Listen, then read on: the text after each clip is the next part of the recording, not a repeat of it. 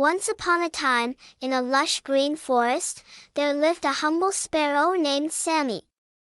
Sammy was known for his kind heart and his unwavering optimism. He would often spend his days singing melodious tunes and helping other creatures in need.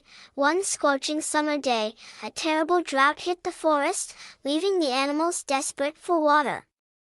The rivers and ponds dried up, and the once vibrant forest turned into a barren land. Sammy, witnessing the plight of his fellow creatures, knew he had to do something. With great determination, Sammy set out on a courageous journey to find a hidden oasis rumored to hold an abundant supply of water. Along his way, he encountered various animals, each struggling to survive in the harsh conditions. Despite facing his own challenges, Sammy offered comfort, support, and even shared his limited food with them. After days of relentless searching, Sammy finally discovered the oasis, shimmering like a mirage in the distance. He drank his fill but didn't forget the suffering animals he had encountered.